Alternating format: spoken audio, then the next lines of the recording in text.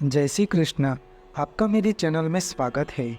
प्रति वर्ष आषाढ़ शुक्ल पक्ष की त्रयोदशी के दिन विशेष व्रत किया जाता है, जिसे जया पार्वती व्रत अथवा विजया पार्वती व्रत के नाम से जाना जाता है। इस साल जया पार्वती का व्रत 19 जुलाई 2024 यानी कि शुक्रवार के दिन व्रत रखा जाएगा। यह व्रत 5 दिनों का होता है। इस व्रत का समापन 23 जुलाई 2024 यानी कि मंगलवार के दिन है। उस दिन जया पार्वती व्रत का जागरण किया जाता है। जया पार्वती व्रत मालवा क्षेत्र का लोकप्रिय पर्व है और बहुत कुछ गणगौर, हरतालिका, मंगला गौरी और सौभाग्य सुंदरी व्रत की तरह माना जाता है। इस व्रत से माता पार्वती को प्रसन्न किया जाता है। पौराणिक कथा के अनुसार यह व्रत कुंवारी कन्याओं द्वारा किया जाता है। माना जाता है कि यह व्रत करने से स्त्रियों को अखंड सौभाग्यवती होने का वरदान प्राप्त होता है। यह व्रत नमक के बिना होता है। इसमें कोई धान्य जैसी चीज़ों नहीं खाई जाती। उस व्रत को मोलाकत भी कहते हैं। मान्यताओं के अनुसार इस व्रत का रहस्य भगवान श्री हरि विष्णु ने माँ लक्ष्मी को बताया था। कई जगह इसे सिर्फ एक दिन और कहीं इसे 5 दिन तक व्रत किया जाता है। इस व्रत में बालू रेत का हाथी बनाकर उन पर 5 प्रकार के फल, फूल और प्रसाद चढ़ाए जाते हैं। जया पार्वती व्रत की पूजा विधि इस प्रकार है कि की जाती है। आषाढ़ शुक्ल पक्ष की त्रयोदशी के दिन ब्रह्म मुहूर्त में सुबह उठकर सभी कामों से निवृत्त होकर पवित्र मन से स्नान करना चाहिए। बाद में व्रत का संकल्प करके माता पार्वती का स्मरण करना चाहिए। घर के मंदिर में शिव पार्वती की मूर्ति या तस्वीर स्थापित करें। फिर शिव पार्वती को कुमकुम, शतपत्र, कस्तूरी, अष्टगंधा और फूल चढ़ाकर पूजा करनी चाहिए। तत्पश्चात ऋतु, फल तथा नारियल, अनार और अन्य सामग्री अर्पित करें। अब विधि विधान से षोडशोपचार से पूर्ण रूप से पूजन करना चाहिए। माता पार्वती का स्मरण करके स्तुति करें।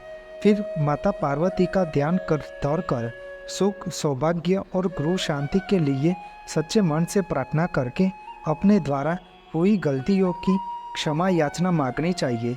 बाद में कथा श्रवण करें। कथा का श्रवण करते समय हाथ में अक्षत के दाने अवश्य रखना चाहिए। कथा सुनने के बाद आरती करके पूजा को पूर्ण तरीके से संपन्न करें। इसके बाद ब्राह्मण को भोजन करवाएं और इच्छा अनुसार दक्षिणा देकर उनके चरण छूकर आशीर्वाद ले।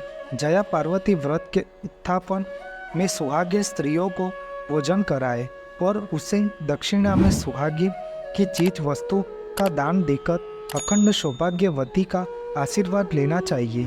अगर बालू रेत का हाथी बनाया है तो रात्रि जागरण के पश्चात उसे नदी या जलाशय में विसर्जित करना चाहिए। जया पार्वती व्रत की कथा इस प्रकार है कि पौराणिक कथा के अनुसार किसी समय कौंडिन्य नगर में वामन नाम का एक ब्राह्मण रहता था। उसकी पत्नी का नाम सत्या था। उनके घर में किसी प्रकार की कोई कमी नहीं थी, लेकिन उनके यहाँ संतान नहीं होने से वह बहुत दुखी रहते थे।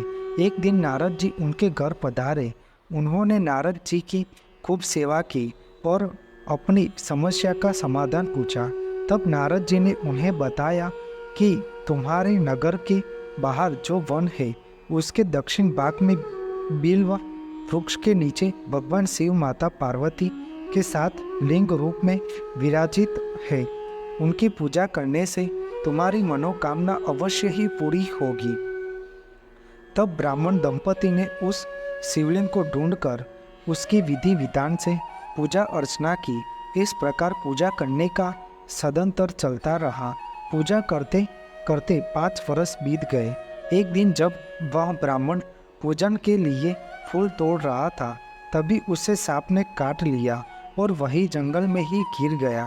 ब्राह्मण जब काफ़ी देर तक घर नहीं लौटा तो उसकी पत्नी उसे ढूंढने आई। पति को इस हालत में देख वह रोने लगी और विलाप करते हुए वन में देवता और माता पार्वती को स्मरण करके पुकारने लगी।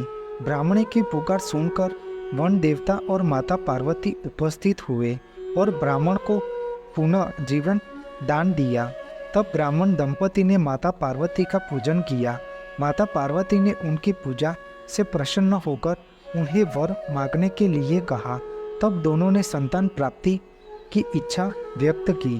तब माता पार्वती ने उन्हें जया पार्वती का व्रत करने की बात कही। यह बात को अच्छी तरह विधि विधान को सुनने के बाद आषाढ़ शुक्ल पक्ष की त्रयोदशी के दिन उस ब्राह्मण दंपति ने विधि पूर्वक माता पार्वती का यह व्रत किया, जिससे उन्हें पुत्र की प्राप्ति हुई। इस दिन व्रत करने वाले को पुत्र रत्न की प्राप्ति होती है तथा उनका अखंड सौभाग्य बना रहता है। जया पार्वती का व्रत जैसे ब्राह्मण दंपति को शुभ फल मिला, वैसे ही कथा श्रवण करने वाले की हर मनोकामना पूर्ण हो। आपको मेरी यह माहिती अच्छी लगी हो तो मेरी चैनल को लाइक, शेयर, कमेंट, सब्सक्राइब करें और बेल आइकन को दबाना ना भूलें। जय स्वामीनारायण।